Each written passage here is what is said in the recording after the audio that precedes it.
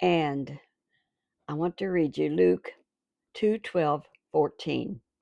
And this will be a sign for you. You will find a baby wrapped in swaddling clothes and lying in a manger. And suddenly there was with the angel a multitude of heavenly hosts, praising God and saying, Glory to God in the highest, and on earth peace among those with whom he is pleased. And so a virgin gave birth, and our Lord Jesus was born. And so we're celebrating his birthday, the 25th, which we all observe. So Merry Christmas and happy holidays to the ones that don't believe in him, but we hope they have a good time too. Jesus came for them also, you know. So this is, let's see, today is Wednesday, Tuesday. You know what? I lose track of time. I think senior citizens do that sometimes. But this is Tuesday, December 23rd. So we've got tomorrow, which is the eve of Christmas Day. But you know where I am this morning in my imagination? I'm in Gatlinburg, Tennessee.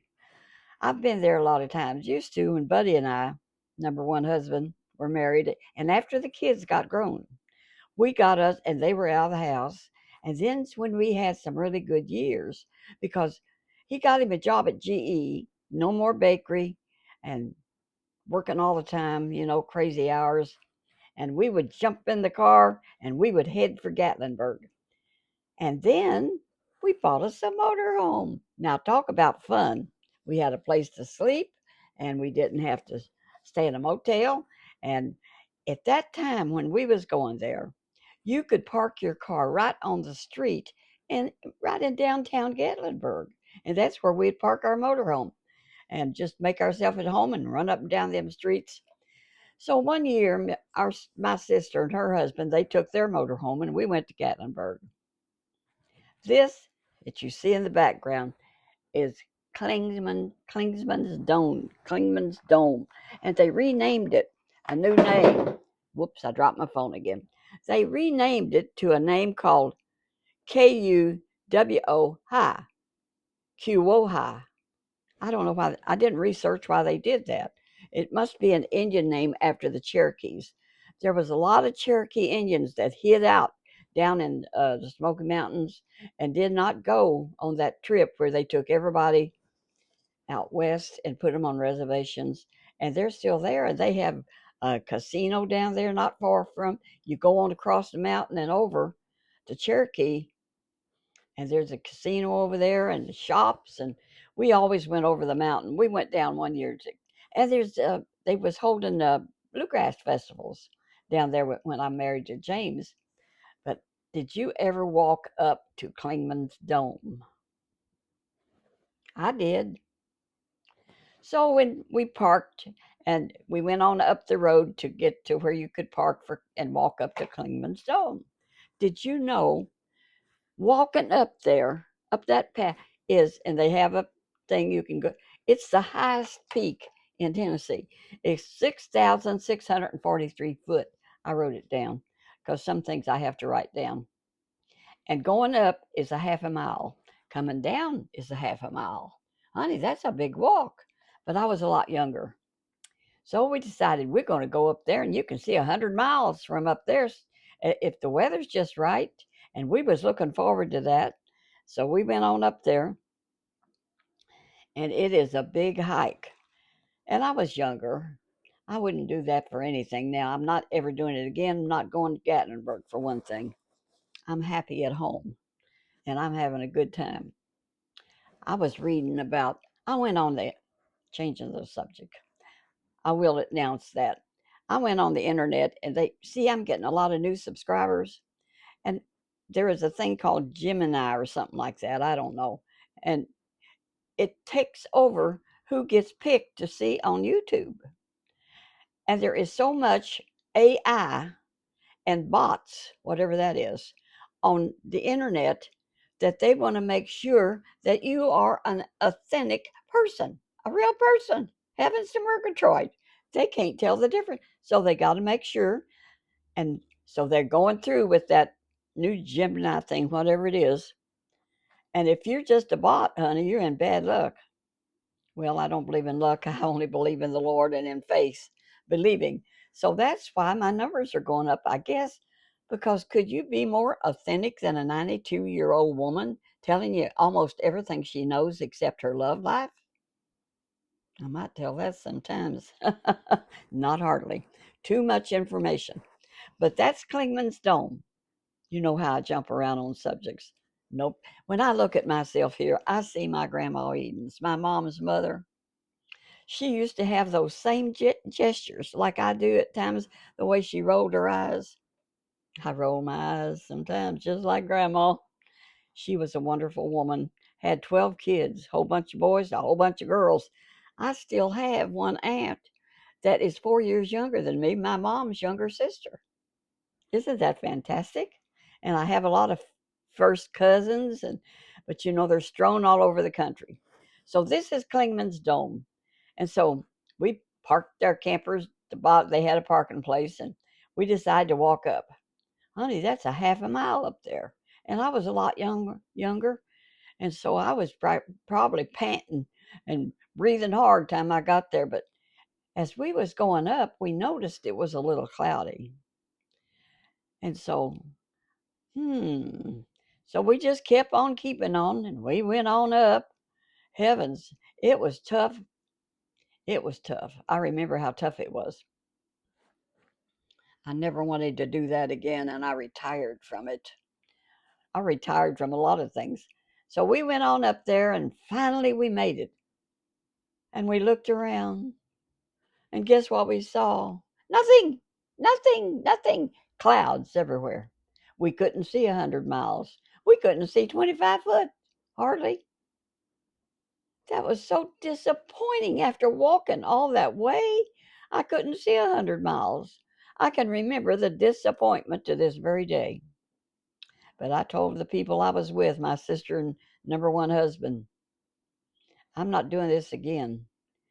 So we walked downhill a half a mile, got back in our motorhomes, and went on over the mountain. And James and I used to go down, and we usually drove a car and stayed in a motel, which there is a nice motel there, right where they have the bluegrass. I mean, right there on the same little block. So we would go down there, and tell you the truth, I remember being up there.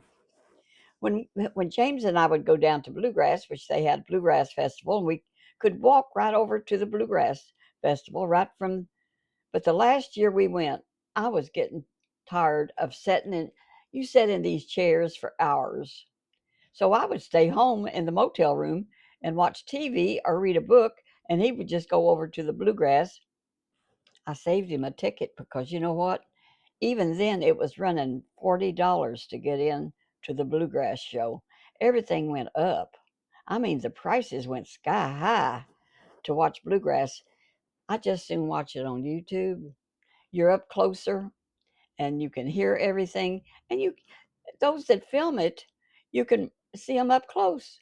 Whereas we had to sit back in the back and you couldn't hardly see them that good because the seats up front are all taken. I like YouTube. But did I tell you all about how my numbers keep going up? And I was amazed. And so Billie Jean told me about this thing called Gemini or something that YouTube has started using to make sure that a person is a real person and not a bot, whatever that is, or fake. They do so much AI that they do a lot of phony stuff. And I saw a phony thing the other day I knew it was a lie. I knew it wasn't true. They was talking about these two girls that are school teachers, and she married a guy that one's just got a head and down to the waist, and they said they separated them. You can't separate those girls. They're still alive and they're still working, and one of them got married to a man. I forget what their name is. They're on YouTube. And I checked into the background of that. And of course they said it was AI. But how many gullible people believe all that stuff? Now some of it is good. When I saw that parade in New York City, which didn't happen, and it was AI. It was gorgeous. And it was nativity scenes of Jesus. And where they got all that film to make it and then make it look like it's in New York City, I don't know. But I enjoyed it. And I think a lot of other people enjoyed it because it was all nativity scenes mainly and crowds just looking on and everything. I don't know where they got them, but they put it together and they got a lot of hits. They got thousands of hits on it. They're making money with the AI, see, because if YouTube runs it, after so many times, you make money.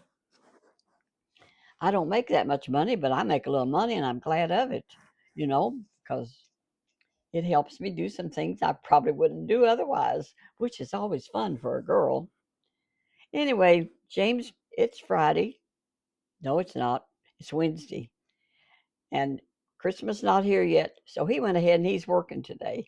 Him and Gary, and they won't work tomorrow or the next day, but they're working today. So as he left this morning, I was busy doing something. So he just went like this. And I went back at him, which was how he kissed bye. You can do that. It works. So he said, "See ya." He was gone. He he loves his work, and I'm glad he does. It keeps him busy and young, and he's going to be 84 the 24th. His sister, he has one sister only. She was born on Halloween. He said an angel bought him and a witch bought her. And that's what he used to tell her when she was little. But she just laughed at him because she's a sweet girl. Mm. So James and I decided this morning to just have breakfast down at the um, where we get the egg waffle, White Castle, and I get the crispy chicken, which is real good.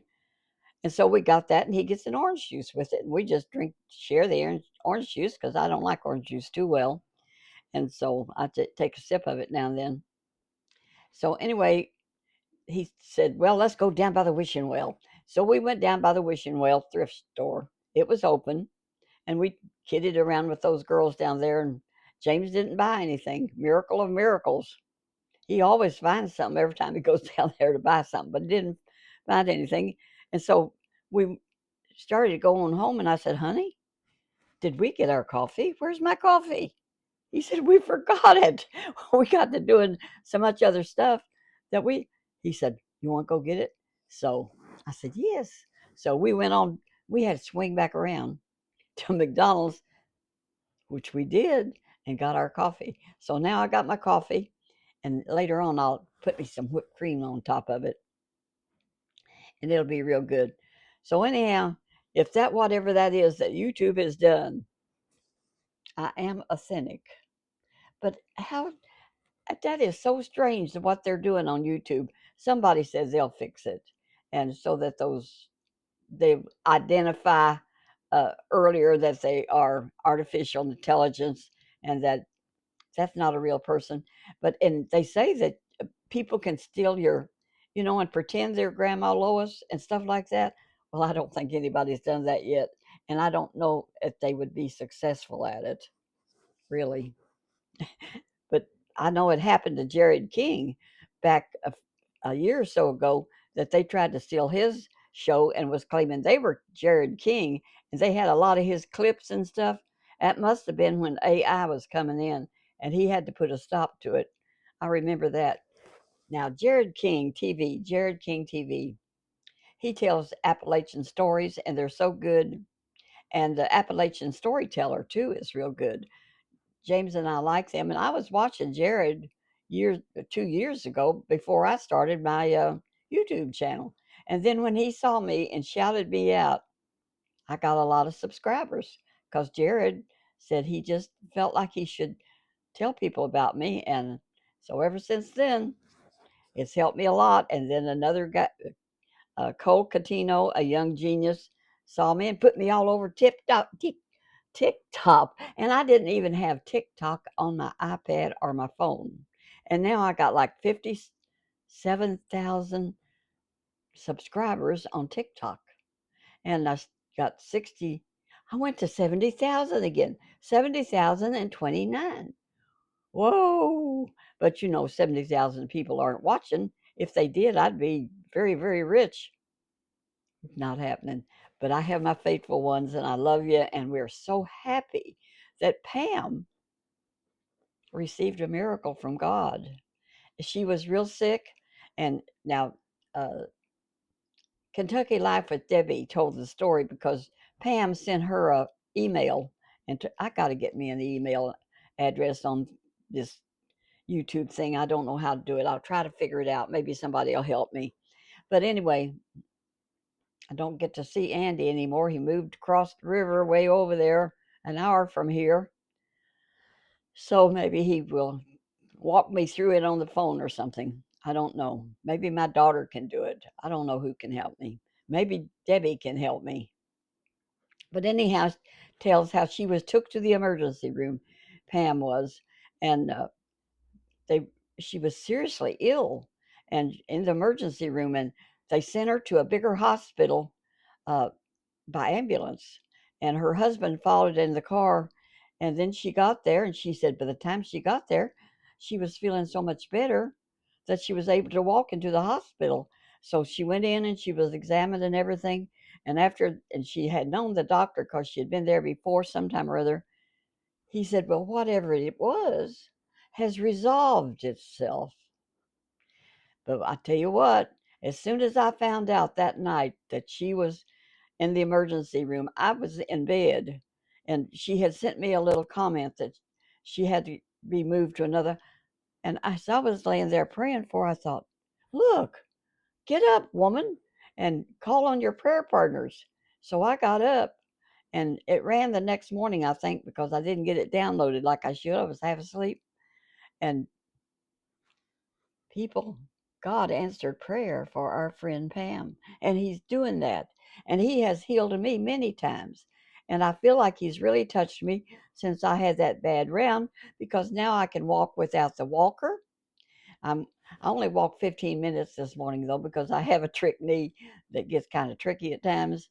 But I put my Amish origins on it, and that usually helps. And so the Lord leads, guides, and directs us into things that will help us.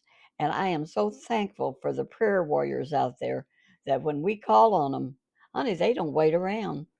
They don't wait to pray the next day. They pray right then and there. And it don't take too long to ask God to do a favor. And you know what I tell him? I said, it ain't no problem for you, God, Lord Jesus. It is no problem for you. You healed so many people. There were so many that Jesus healed in the Bible. And when did he stop?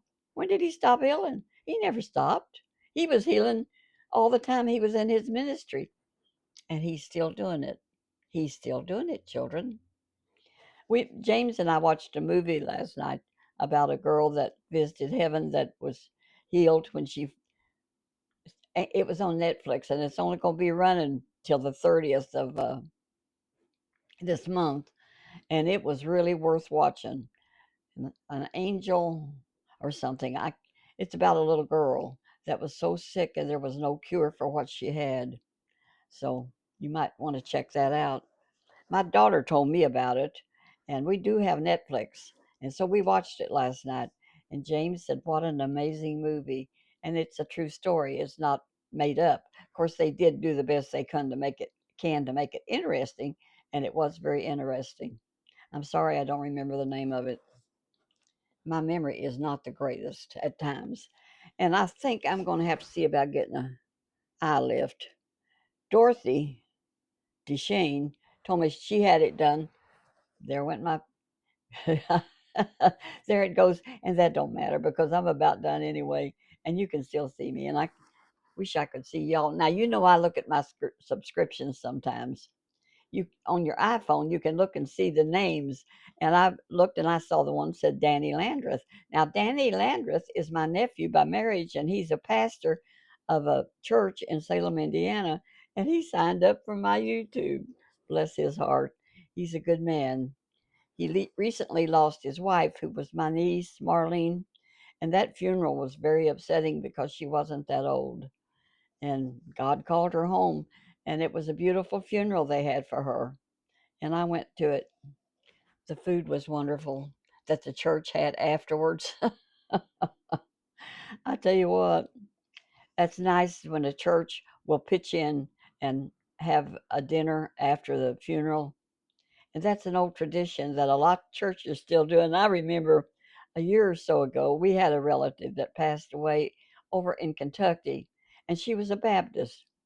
And the Baptist church was having a dinner afterward.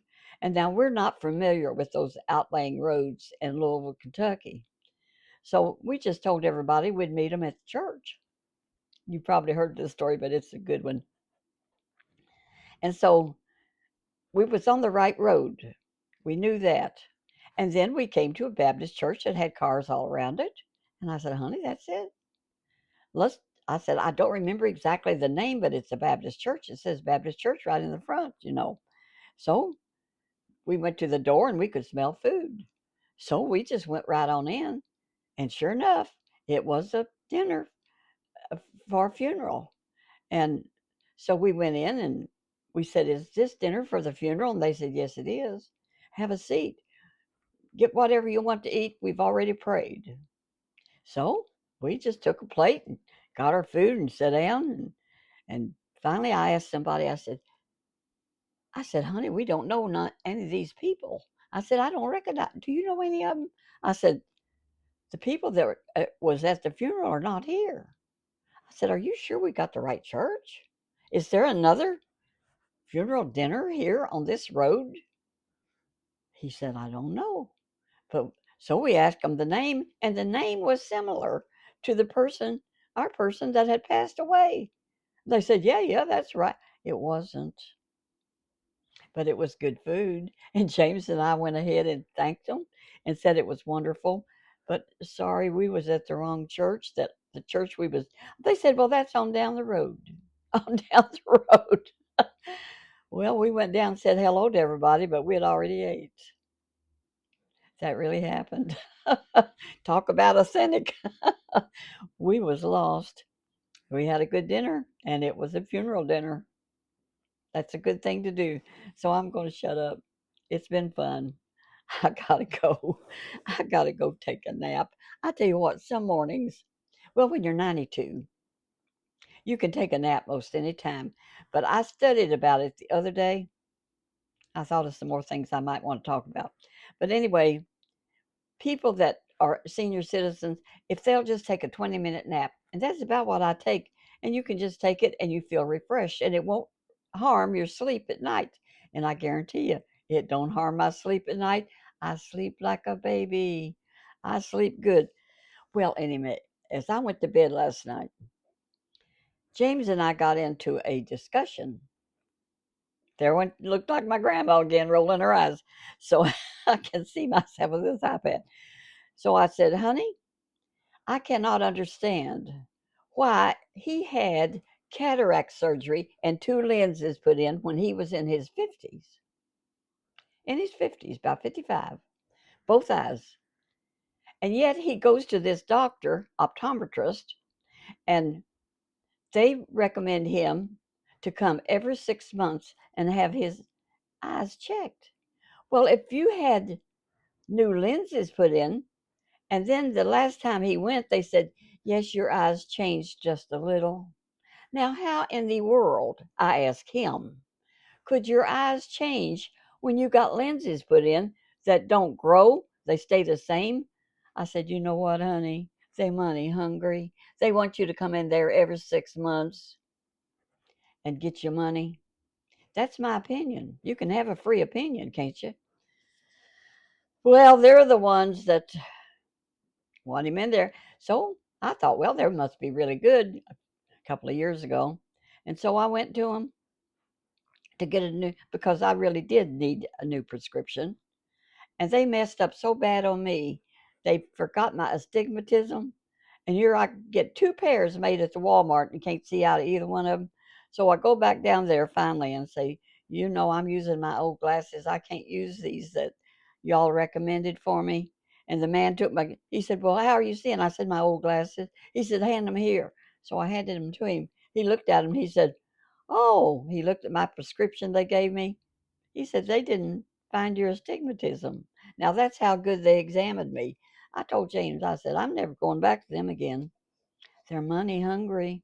Some of these businesses are so money hungry, and I'm not going to them. And that's where I would not go to get my cataracts done because I think they are not on the ball. So I prayed, and the Lord led me to go to Karen, our secretary's place, where she got her eyes fixed and her cataract off. And they're Christians, and He went before me and made the crooked places straight. And you know what? Now, this eye has got the new lens in it. And if I shut this eye, I can see every wrinkle I got. But if I open this eye, ha ha, it's blurry. But if I put this on, I can see them all again. Because this one is got a cataract, but it's not very big. And you can handle this eye with magnification a little bit because I see everything sharp with this eye. And now with this eye, but this eye was bad, see, so this is blurry. But the 29th, I'm going in and he'll give me a prescription. I'll get me a new pair of glasses and I'll be on top of the world. It'll be great. I enjoyed my red this morning. It was pretty. I better shut up. I got to take that nap. And I left enough coffee with caffeine in it that I can warm it up and take it after my little nap. And right now it is, what time is it? 5 minutes after 11. And James will be coming for lunch about 1 or 2 o'clock. And we got that ham. Did I tell you I made that ham? That was a 10-pound ham.